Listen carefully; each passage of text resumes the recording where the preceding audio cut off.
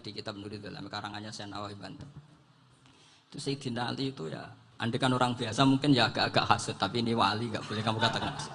Dia itu mangkal sama Umar. Orang kok setiap orang pernah dibentak.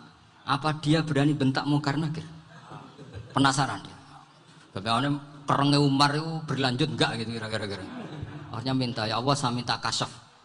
Ya karena yang minta Sayyidina Ali karena mau wajah dituruti sama kasyaf.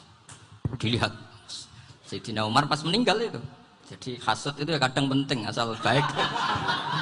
Loh betul bahasa Kanjeng Nabi kadang la hasada illa fisnaten. Itu Nabi bahasakan ya hasad. Gus Firson saja yang nafsirkan ghobtoh itu kan gaya-gayanan sebagai ulama. Aslinya Nabi ngendikannya itu la hasada illa fisnaten. Ulama yang ganti itu namanya ghobtoh. Wong Nabi sendiri nyebut hasad kok kamu tafsiri ghobtoh. Ya hasad ya hasad. Udah enggak usah ditakwil-takwil pokoknya gitu. Kalau sama nggak percaya nggak apa-apa. Kok gitu aja kok repot. Karena sama nggak percaya kemungkinannya dua. Satu nggak ngerti. Dua sama-sama alim. Kan dari awal kalau sama-sama alim kan laisa li alimin ayyukal tidak aliman akhir. Kita nggak perlu saling mengikuti. Ngapain hasud? Biasa aja.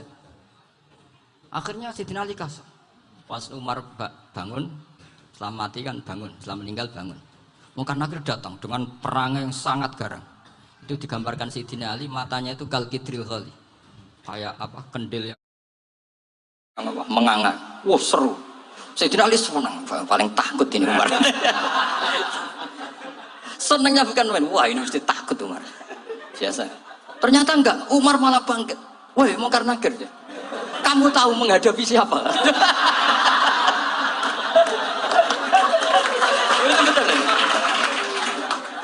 Kamu itu menghadapi temannya ahabbal khalqi ilallah.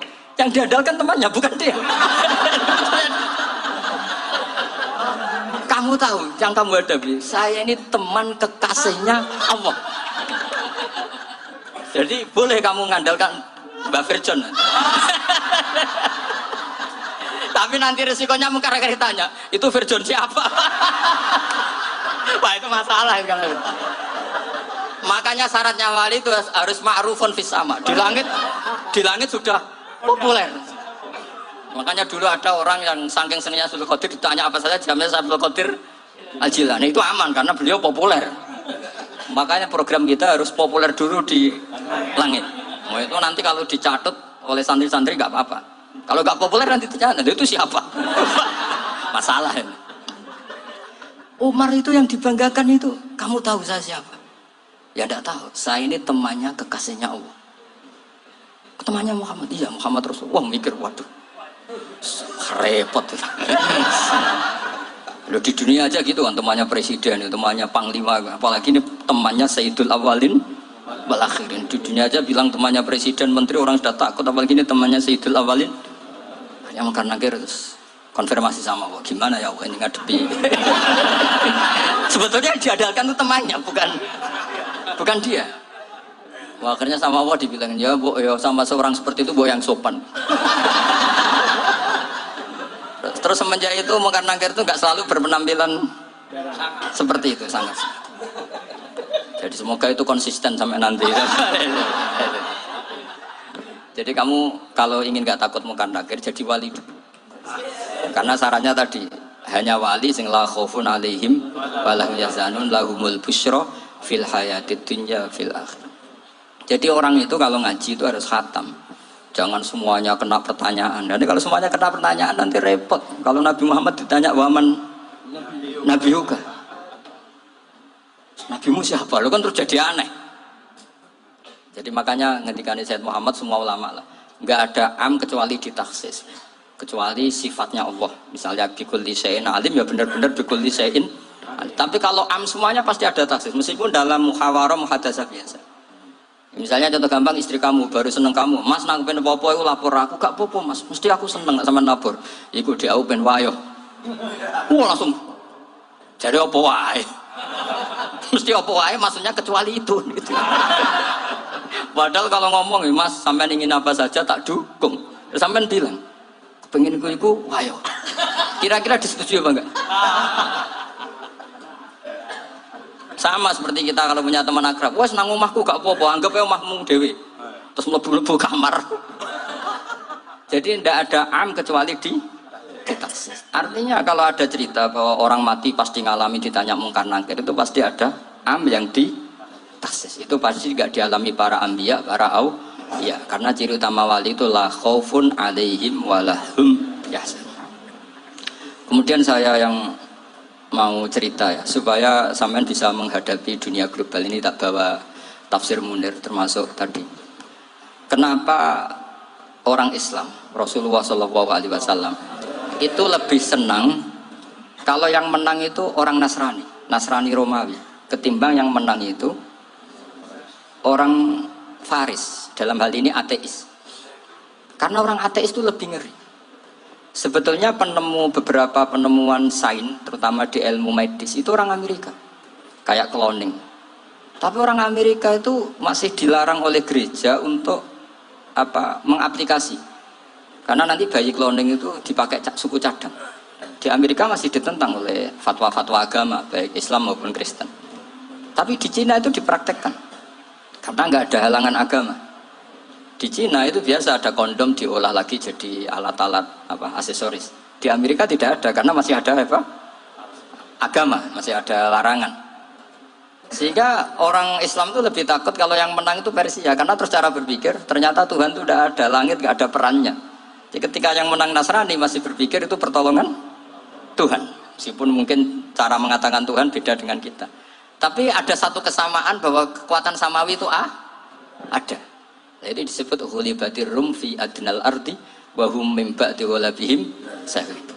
Di sini diterangkan oleh Syekh Nawawi supaya kamu tidak salah paham.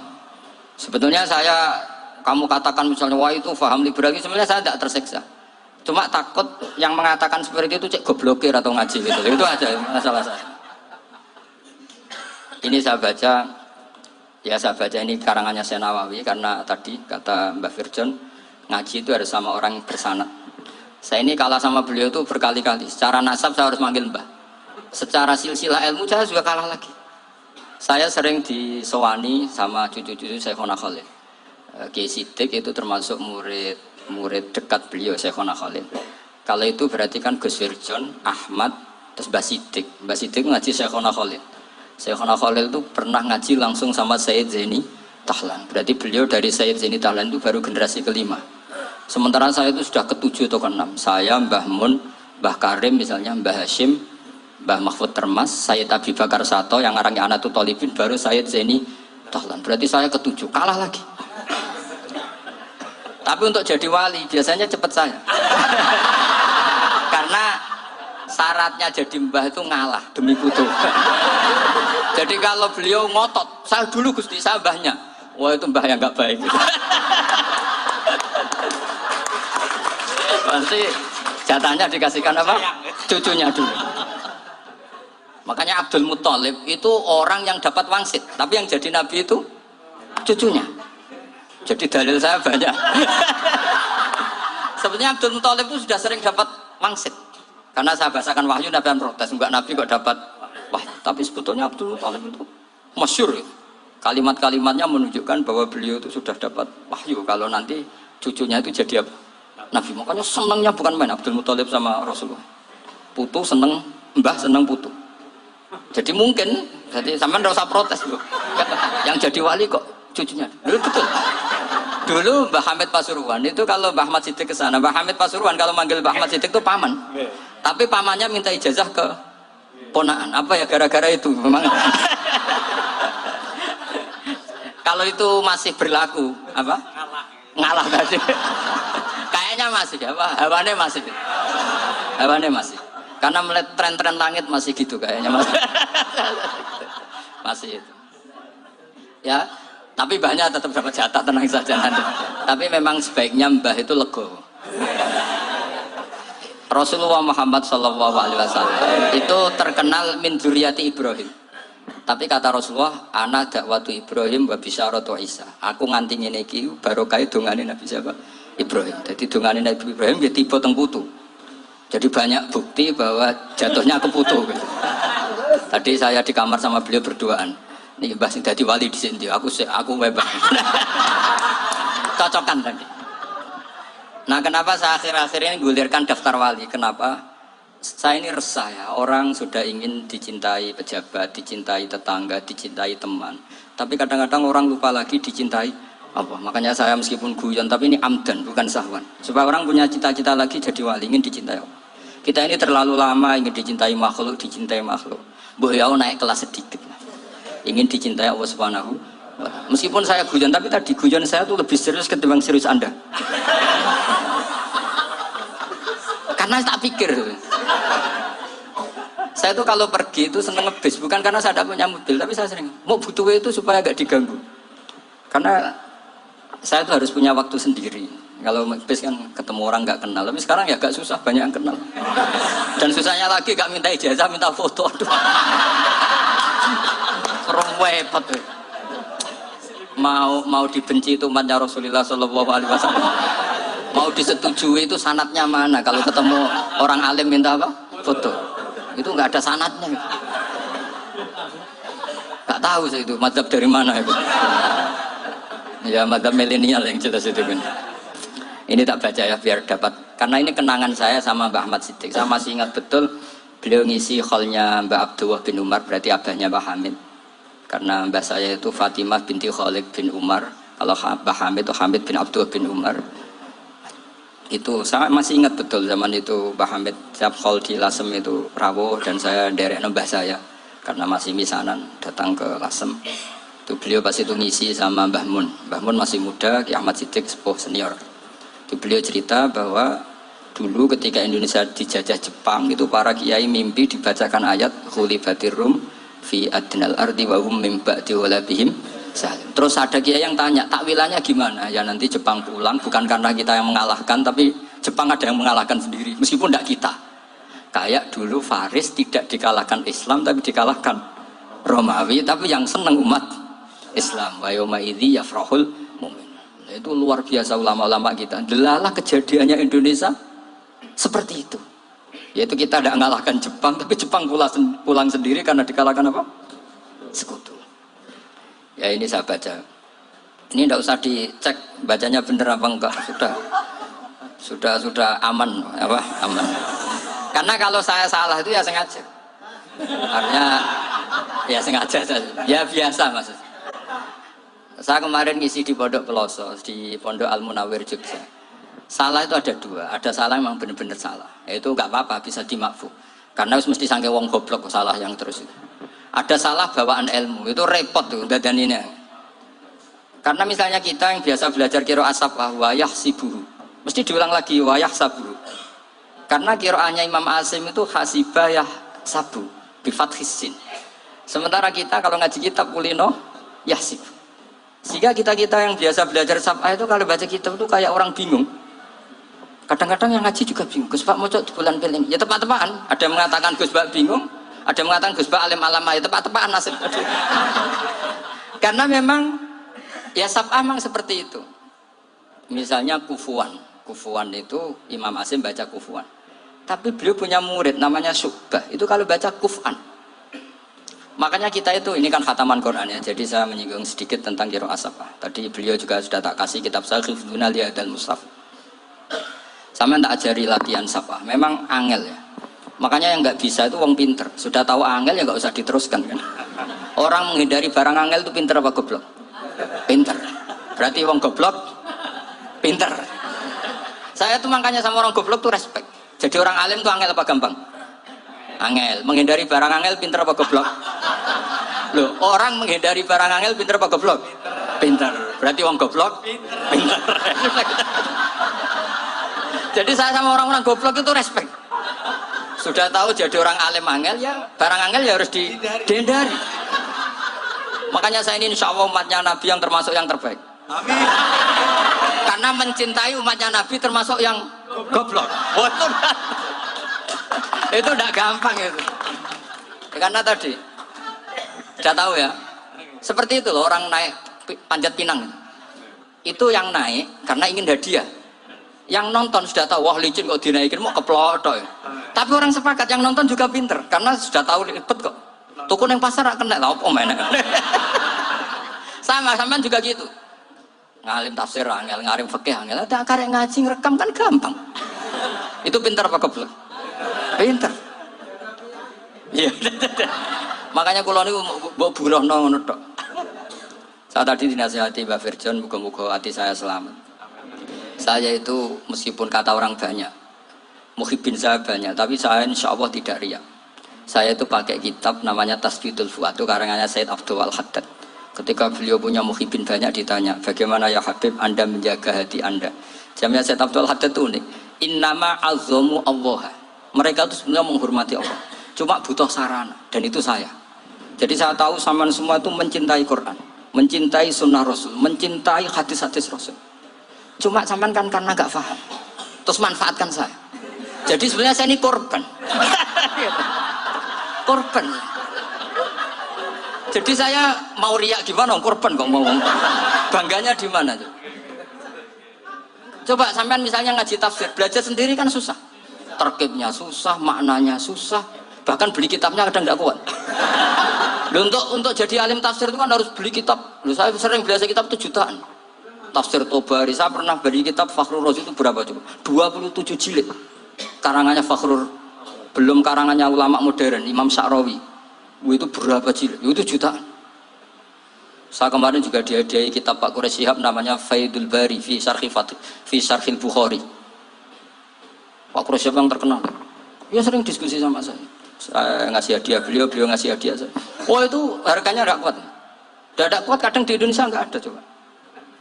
Dan sama orang hebat menghindari kesulitan itu. Nah, kesulitan itu sebab ngaji ikut, kalau nggak paham dirukok rekamannya sudah gitu. Pinter mana sampean sama saya? Pinter sampean kan? Bikin sosis susah, beli aja kok repot kan. Makanya nggak boleh orang bilang, wah goblok reso tafsir itu wong pinter. Makanya nanti kalau saya ketemu Nabi tidak termasuk orang yang mentahkir orang Islam. Kafabil mari isman ayah kira akhul muslim. Jadi cukup orang itu dosa kalau menyepelekan orang Islam. Termasuk darani sampean goblok itu dosa. Caranya nggak darani goblok ya tadi di logika tadi. Alim itu angel. Nggih dari angel itu pinter. Berarti wong bodoh. Pintar ya sudah gitu. Tapi tetap bodoh. Tapi ini satu cara untuk saya respect gitu. Coba orang yang ngaji tafsir saya banyak, mungkin ribuan. Itu sebetulnya mencintai Quran. Karena Quran adalah kitab suci yang panduannya umat Islam. Sangat mencintai Quran. Terus kemudian mereka nggak paham. Terus mencari orang yang memahamkan. Burono lah cara jawabannya. Terus keren saya itu di mana coba? Lah terus mereka kurang ajarnya gini, kalau paham itu ya alhamdulillah paham. Wah nak ngaji nih Gus Bae ngono tok. Tapi nek ora paham, ora nyalano akale. Mari Gus Bae nerangno cepet mulane gak paham. Ora kok nyalano teke sing lelet tuh. Maksud kan masyaallah naudzubillah tenan. Sebetulnya tingkat kurang ajarnya tinggi Gus. Jadi kalau nggak paham itu kadang nggak nyalahno uteke. Kayak mau misalnya, mau mari mikir aja jelas. Padahal misalnya jelas orang mesti paham, bodoh kan? Paham? Jadi kata Sayyid Abdul Haddad, innama azzamu Allah. Sebenarnya mereka itu sangat menghormati Allah. Makanya kita nggak perlu mengatakan wasilah itu kafir, nggak akan. Karena orang tawasul sama Rasulullah itu ingin dapat ridhonya Allah lewat orang yang dicintai Allah. Kita mencintai wali sebenarnya, wah itu kekasih Allah. Kita mencintai itu karena mencintai Allah. Sama seperti gini. Kamu mencintai kangkung apa enggak? Sebenarnya sama sekali enggak. Tapi kamu ingin sehat, ada asupan gizi. Kamu ingin tubuh kamu sehat, butuh asupan gizi. Kemudian kamu makan kangkung. Apa terus kamu cinta kangkung kan enggak? Cinta kesehatan kamu sama. Orang yang mencintai saya ingin kepuasan rohani. Saya kan termasuk kiai yang torekonya gampang. Ini swarga, kan akhirnya penggemarnya banyak. Coba kalau kamu neraka. Jadi sebetulnya Anda mencintai kepuasan Anda sendiri. Nah, saya ini korban. Makanya untuk masuk surga cepat saya, korban itu cepat. Da'watul mazlum la turaddu kan gitu. Laisa bainahu wa bainallah hijab. Jadi saya kalau dongo langsung seret langit. Karena mazlum. Saya sinau tafsir itu, Mbak, sampean bayangkan ada tafsir itu sudah 27 jilid. Sekarang Fakhrur Razi itu bulatnya bukan main. Karena dia ahli Safa. Bulatnya Masya Allah. Sudah gitu sinau Jalalain kadang dikomen oleh Sawi. Sudah kita percaya Jalalain jebule dibuli Sawi. Percaya Sawi dikandani, "Oh iku Maliki ra Safi." Oh, ribet. Sudah gitu sinau Qurtubi, sinau tafsir Tobari itu susahnya. Belinya susah, belajarnya susah. Padahal saya punya keluarga, punya istri, punya anak. Bayangkan kalau istri saya rewel, kayak istri sampai. Wah itu. Tapi alhamdulillah enggak. Sama sekali enggak. Allah sudah milihkan, wah ini bahaya kalau punya istri rewel. Imam Sibawai itu kitabnya banyak, tapi yang terbukukan hanya kitab Sibawai. Karena beliau kalau sudah belajar lupa istri. Hanya pas beliau di pasar, kitabnya dibakar semua sama istrinya. Karena dianggap saingannya. Ternyata yang dicerai tidak kitabnya, malah istrinya. Itu Imam siapa? Tapi alhamdulillah kitab saya nggak terbakar, aman.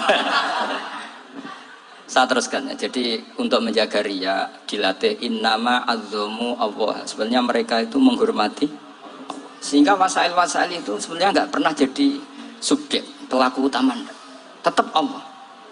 Sebab itu kata Sayyid Muhammad, kamu kok mengatakan wasilah itu kafir itu gimana? Ketika innallaha qad ba'atsa lakum taluta malika.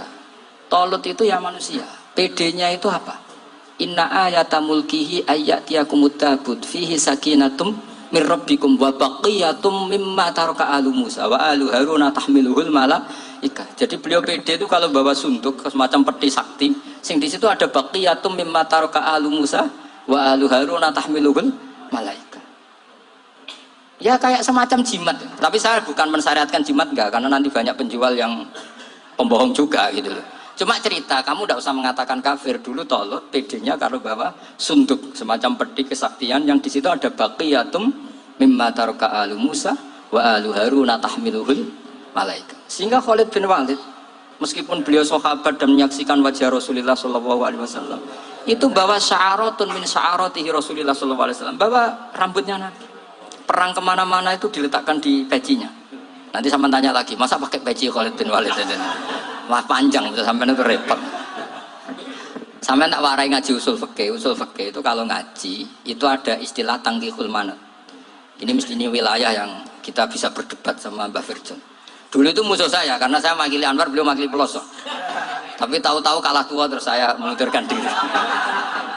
Di fikih itu ada istilah, ada tangkihul manat, ada tahqiqul manat, ada tangkihul manat. Tangkih itu kira-kira gini, lafadz hadis itu dibuang sekian untuk tahu bahwa itu madarul hukmi. Misalnya gini, tak beri contoh paling gampang. Sama harus paham, kalau nggak paham nggak pinter-pinter. Ja'a a'rabiyun ila Rasulillah sallallahu alaihi wasallam. Ya karena ini menghormati Pak Ahmad Siddiq, beliau saya orang alim, jadi ngaji ini tetap ada suasana alim. Ya harus ada suasana alim, nggak perlu jadi orang alim, tadi susah. Sudah ngindari susah itu pintar, sudah itu aja. Jadi orang alim susah, ngindari barang susah, pintar. Berarti orang tidak alim, pintar. Nah, meskipun tetap sudah kita itu pegangi sampai mati nanti.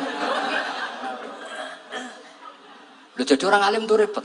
Itu kata Imam Ghazali, kalau orang alim kalau masuk surga itu sama Allah nggak boleh. Kif, kamu nggak boleh langsung masuk surga. Coba cari umat kamu, syafaati dulu. Dan saya takut nyari sampean tidak bisa kembali. Saya tidak punya rencana itu. Oh, yang mau masuk. Golek sampean kuaduan. Aduan balik raroh dewe, repot nanti saya. Berat jadi orang alim itu berat. Ya saya teruskan ya. Ada tangkihul manat. Ja'a a'rabiyun ila Rasulillah sallallahu alaihi wasallam. Faqala ahlaktu wa ma ahlakaka qal waqa'tu imraati fi nahari Ramadan. Ya sidang saya ini rusak ya Rasulullah. Kenapa? Karena saya menjima istri saya fi nahari Ramadan. Kata Nabi, kamu harus bayar kafarah. Napa Nabi kafarah? Puasa 2 bulan. Wong baru 1 hari aja terjadi gitu kok disuruh puasa 2 bulan. Ya tidak kuat ya Rasulullah. Baru berapa hari saya puasa aja kecelakaan seperti itu. Apalagi kalau sampai 2 bulan. Tidak ya Rasulullah. Ya sudah kalau gitu kamu pertama ngasih makan apa?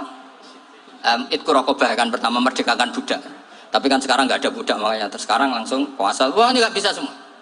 Ya sudah ngasih makan orang 60. Kasihkan siapa ya Rasulullah? Ya orang fakir. Saya ini paling fakir. Di kampung saya ini orang paling fakir. Jadi mulai dulu orang fakir itu hubungan suami istri itu paling lancar. Mulai dulu. Makanya orang fakir itu anaknya banyak. Karena hiburannya hanya itu. Wong Ramadan aja. Coba Mau ke ATM nggak punya uang, mau antri di bank nggak punya, mau apa coba? Itu mulai dulu. Ini sanatnya mutasil. Wah, akhirnya sudah sanksinya kan tadi ya idku rokobah atau puasa 2 bulan berturut-turut atau ngasih makan 60 orang miskin. Lalu kata ahli usul fikih, kata Arabi dibuang, nggak menjadi catatan hukum. Orang kota pun kalau melakukan itu juga kena sanksi yang sama. Imro'atau juga dibuang. Andai kan itu dilakukan untuk amatnya juga ketentuannya sama. Nah sekarang perdebatan antara Imam Syafi'i dan Imam Malik begini. Sekarang pertanyaan gini, jima istri itu hukumnya boleh apa haram? Boleh kan? Lalu kalau ada orang tanpa udzur kemudian makan siang-siang, cara Imam Malik hukumnya sama, harus kena sanksi yang sama. Karena sama-sama hadku hurmati Ramadan bighairi udzrin syar'iyyin. Sama-sama merusak hukum Ramadan tanpa udzur syar'. Lo jima itu tidak zina. Kan hukumnya jaiz. Nah sekarang makan hukumnya jaiz, harusnya juga kena ketentuan yang sama. Cara pikirannya Imam Malik. Nah, alhamdulillah Imam Syafi'i gak setuju. Wah, cara setuju repot. Bahkan orang-orang Syafi'i sudah punya khilaf. Kalau gitu minum dulu. Iya, biar iftarnya pakai minum. Setelah minum baru jima kan. Ini sudah menyiapkan khilafnya. Ini khas Syafi'i ini, bongsong rekayasa hukum. Nanti bisa belajar jauh cara ngakali hukum. Makanya guyonan yang masyhur Gus Dur itu gitu. Ada seorang kiai atau Gus lah, ya punya salah, namanya manusia kan punya salah, entah cangkruk entah apa, pokoknya punya salah. Ada wartawan yang ngiranya semua kiai itu orang suci, sehingga tanya sama Gus Dur, Gus itu ada kiai kok, ya pokoknya salah lah. Tapi jangan bayangkan dosa besar, enggak, kecil-kecil aja. Itu gimana itu? Padahal kiai kan orang suci. Jawabnya Gus Dur lucu. Ya justru yang boleh salah itu para kiai. Kalau kamu nggak boleh. Loh, kok bisa Gus? Karena mereka tahu caranya tobat. Repot. Kalau kamu nggak tahu caranya, sama pelanggaran hukum itu ya harus pakar-pakar hukum. Itu yang tahu caranya rekayasa. Kalau kamu ya kena pasal kan ya. Jadi kamu jangan niru saya ini punya sekian cara untuk nah, itu namanya khilah. Makanya kata Sayyid Muhammad, kamu tidak usah anti khilah. Karena Abu Hanifah itu membolehkan khilah, kitabul khiyal. Yang penting kamu soleh dulu. Setelah soleh nanti Allah maklumi. Soleh dulu, syaratnya soleh dulu. Kalau tidak soleh jangan. Contohnya gini, ada orang mau puasa lemes sekali, mau makan.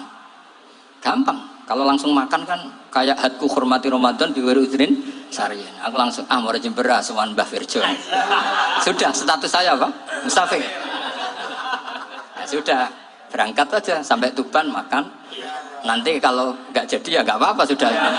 Kan mulai pergi sudah musafir. Saya tidak tahu nanti malaikat tertarik gebuki nggak tahu. Tapi itu ada khilafnya. Asal soleh.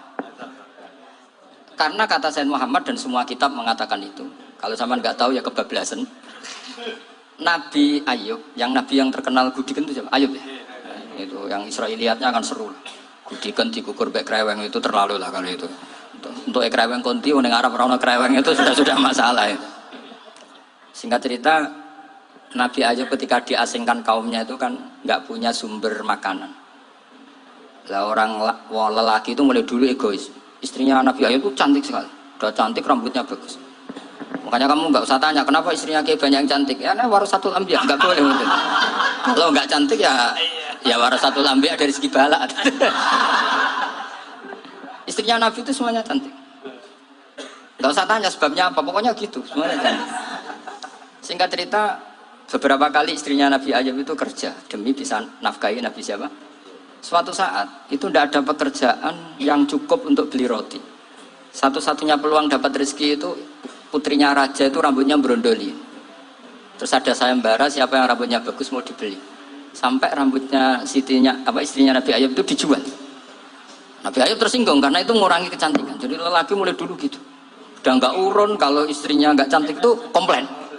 Itu khasnya lelaki. Jadi kalau kamu gitu ada sanatnya juga, tenang saja ya. Komplain ya pegawai. Saking mangkelnya Nabi Ayub terus ngendikan la adriban naki mi atas sautin. Kamu akan saya pukuli dengan mi atas sautin. atau dengan 100 cambukan atau mi'ata dikhfin atau mi'ata apalah sesuai konteks zaman itu. Kok namun ini pecut tuku konti kok ribet lagi tuh. Singkat cerita, akhirnya ketahuan bahwa istrinya menjual itu demi Nabi Ayub. Allah nggak ridho kalau kekasihnya yaitu istrinya Nabi Ayub wis perjuangan kayak gitu malah kena hukuman.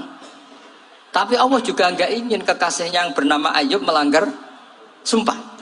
Padahal beliau sudah sumpah, wallahi demi Allah nanti tak pukul dengan 100 kali. 100 kali dengan lidi lah misalnya, contoh yang gampang tuh lidi. Akhirnya sama Allah dikasih satu solusi. Wa khud biyadika dikhtan fadrib bihi wala tahnas. Ya sudah, lidi itu ikat jumlahnya 100. Terus pukul sekali saja. Anggap saja sudah 100. Iku pangeran sing wari ngakali ngono iku pangeran. Tapi syaratnya soleh. Syaratnya soleh. Jadi kalau kamu anti khilaf berarti anti ajarannya Allah di ayat itu. Wa khud biyadika dikhtan fadrib bihi wala tahnas. Itu dulu ada, ini cerita di Ithaf, ini cerita terakhir, ini sudah, sama jangan tambah sudah. Terus pengumuman tadi, yang nggak pernah sepuh utang saya itu haram. Karena tadi saya punya kewajiban di rumah yang bisa menggugurkan ya kewajiban yang lebih besar. Lebih besar itu ya tadi, bisa pernah guru, pernah sepuh, yang jelas nggak umur. Umur sampean menang kabeh tuh, tua-tua serepet itu. Ada raja itu ganteng kaya, senengannya nikah perawan cantik. Oh itu semua kampung mesti kenal. Mungkin digilir atau gimana pokoknya. Suatu saat ada pemuda suka sama perempuan yang di kampungnya, cantik sekali. Kemudian pemuda ini ternyata pekerja di kerajaan itu. Tiap hari ditanya, wah itu yang di kampung yang cantik siapa? Mau saya nikahin gini. Wah bahaya ini saingannya raja. Jadi yang dibidik pemuda tadi itu saingannya. Si raja ini orang yang namanya raja kan gengsinya tinggi. Kaifatan kihuha wa qad ra'aitu qad qabbalaha rajul. Kobone kabi, saya tuh pernah melihat dicium lelaki. Wah, gak mau. Gak gelem kadang ditambung lan waqat qabbalaha rajul. Saya pernah melihat sendiri qabbalaha rajul, dicium oleh lelaki. Wah, sudah gak minat raja langsung, gak keren. Suatu saat pemuda tadi nikahi perempuan itu. Rajanya marah, kamu lelaki gak punya harga diri gini. Gak punya selera, gak punya harga diri, sudah pernah dicium orang kok tetap dinikah. Terus bilang ke raja, ta'rif manir rajul, lelaki itu siapa? Abuha. Kamu tahu lelaki itu siapa? Sopo? Abuha. Bapaknya. Saya kan hanya bilang rajulun. Pernah dicium lelaki. Lah pikirannya raja lelaki ya kue-kue ngene iki. Tapi butuhnya cantom mau rojo ben gak sido itu aja tuh. Baru kayak digulirkan gitu, wakot kebalah rojulun. Wah nggak mau. Setelah itu suatu saat pegawainya tadi nikahi perempuan. Kamu nggak punya harga diri gini. Kamu tahu mandir rojul apa abu? Wah nak ngono gak apa-apa. Lah monggo sakniki wis bojo kula. Ora trimo wis diambung wis macam-macam. Lah itu namanya khilah. Apa?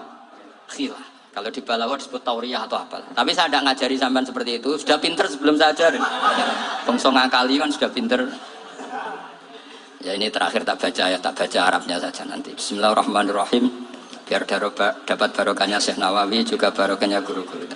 Bismillahirrahmanirrahim. Wasababu nuzuli hadil ayati annahu kana baina farisa war rumi qitalun wa kana al musyrikuna yawadduna antaghliba farisu ar-rumah. Di anna farisa kanu majusian ummiyin wal muslimuna yawadduna ghalabatar rum ala faris liqaunihim ahla kitabin.